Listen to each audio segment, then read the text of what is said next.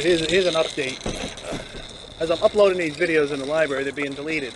So the keywords or the content, the Geiger counter is still going mad nuts here in Long Island. It's about 2 p.m. Eastern Time, Long Island, New York. You can hear the Geiger counter in the background just losing its mind.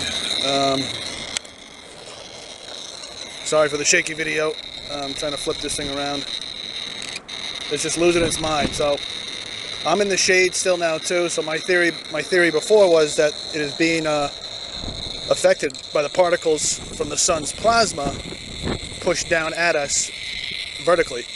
But I'm in the shade now. This thing is still losing its mind. So we are getting hit with massive radiation right now. These are clicks per minute. You hear that thing clicking away, that's not a good sign. The battery's probably going to die. It can't even catch up. It's moving so fast. I mean, now, when I'm inside, it's not doing this. So I suggest to people to get under some sort of overhang. Like, see, this is an overhang. But more than that, you got to cover yourself. I'm not going to stay out here. I'm going to get back inside. But this is the 26th Sunday of February, 1800. So this thing's getting up into the thousands. There are some clouds out there. I keep telling people, do your research on radiation poisoning, arsenic poisoning, and environmental toxicity. That's how you want to protect yourself from these things. This is nuts, people. We're being, I don't know what this is. I feel like I'm at a nuclear power plant. Give your life to Jesus Christ, folks. This could be it. It's not stopping. Clicks per minute going nuts here. Long Island, New York. Jesse did a video on BP Earthwatch. It was taken down. They just took another video. It was taken down of me. We're going to hit 3,000.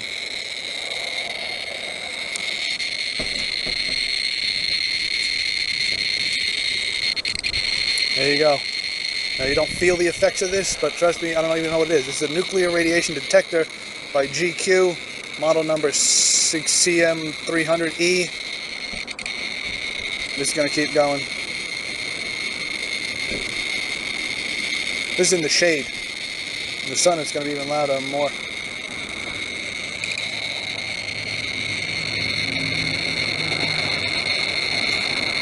That battery's dying. And I'm going to stop recording before this goes off. Unbelievable. We need more reports on this. We got to follow this, see where it's going.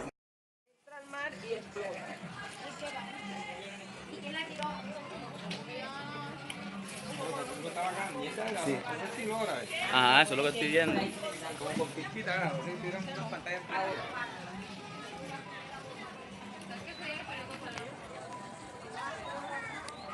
Oh, shit.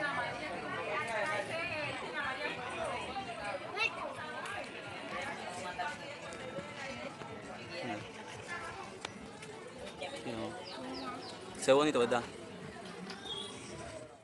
Breaking news, folks. This is not a drill. This is an immediate evacuation notice right now. Nevada Dam could break any moment. According to the National Weather Service, they're predicting it will break within the hour. There's an evacuation right now. They are calling for people. The National Weather Service in Reno, Nevada is warning of an imminent dam break 85 miles northeast of the Reno Lake Tahoe area. According to reports, urgent. And the National Weather Service is saying urgent. Retention basin above East Dayton, Nevada is failing. I repeat, it is failing. Flash flood warning is in effect. This is not a drill. Evacuate right now if you're in that area. Matter of fact, the area has already been dealing with winter storm warnings.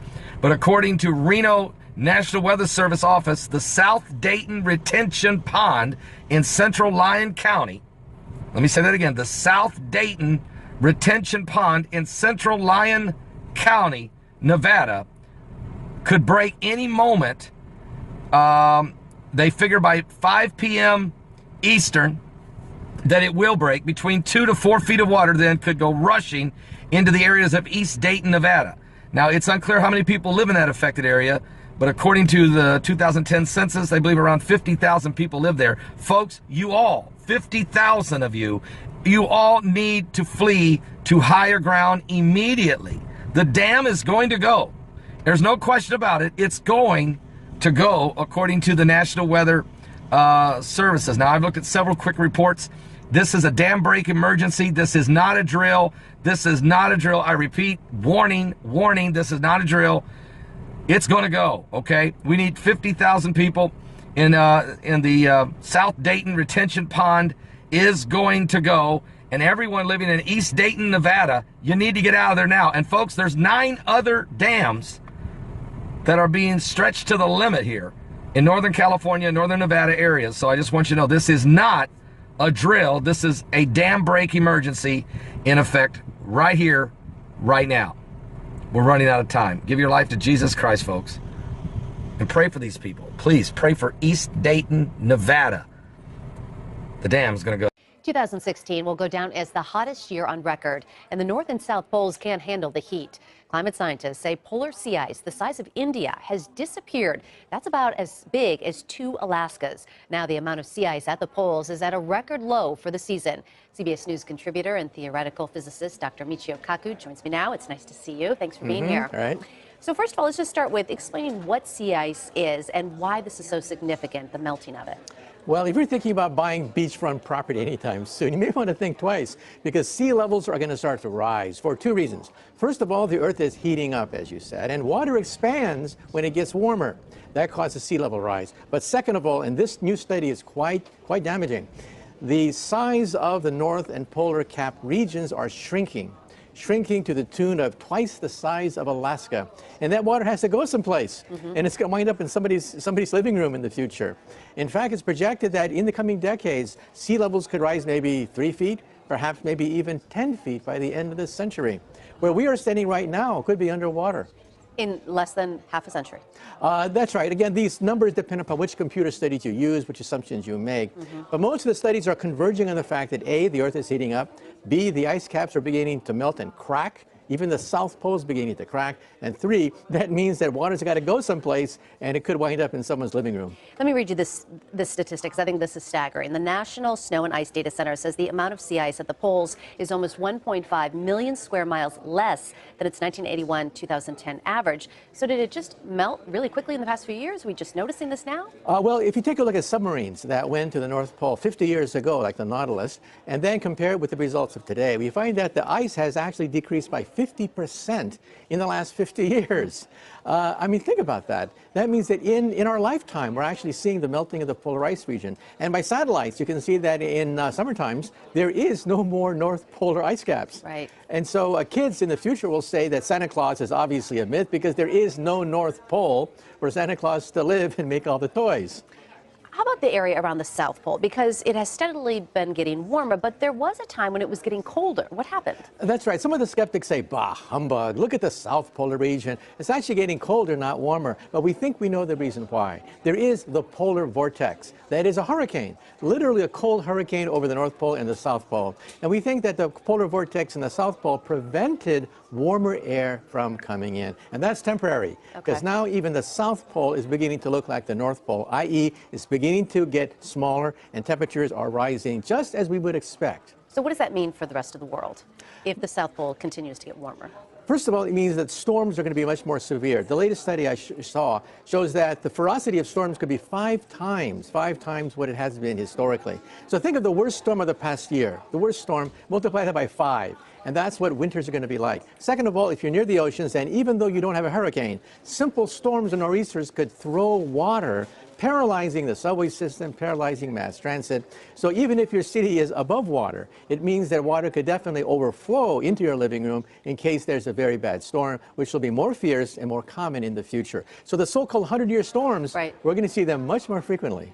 Is any of this alarming to you, or just something that scientists have been warning of for a long time? Well, you know, I used to be a skeptic. I used to say, come on, humbug. The Earth is so big, we're so small. How can humans constantly change the weather? But it's happening now in our lifetimes. All the indicators are pointing up. showing that temperatures are rising, glaciers are receding. Summertime is a week longer than normal. Every farmer knows that. Mosquitoes are going north because of the heating of the planet Earth. So it means that tropical diseases are also going to spread north. All the indicators are going northward. Such as Zika, right? Yeah, that's why I stopped being a skeptic and I began to realize that human activity really is driving this global warming. All right. Such staggering statistics, all of it. Thank you so much, Dr. Michio Kaku. Thanks for being here. Appreciate it.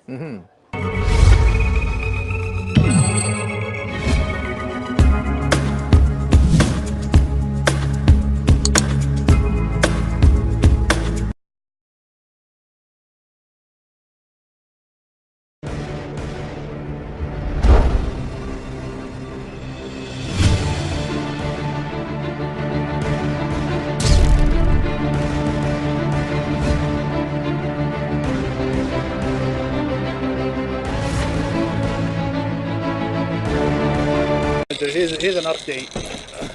As I'm uploading these videos in the library, they're being deleted. So the keywords or the content, but Geiger counter is still going mad nuts here in Long Island. It's about 2 p.m. Eastern Time, Long Island, New York. You can hear the Geiger counter in the background just losing its mind. Sorry for the shaky video. I'm trying to flip this thing around. It's just losing its mind. So I'm in the shade still now too. So my theory before was that it is being affected by the particles from the sun's plasma pushed down at us vertically. But I'm in the shade now. This thing is still losing its mind. So we are getting hit with massive radiation right now. These are clicks per minute. You hear that thing clicking away, that's not a good sign. The battery's probably going to die.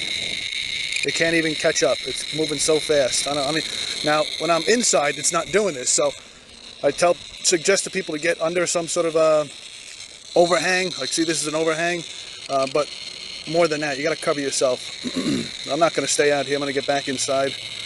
But this is the 26th and 27th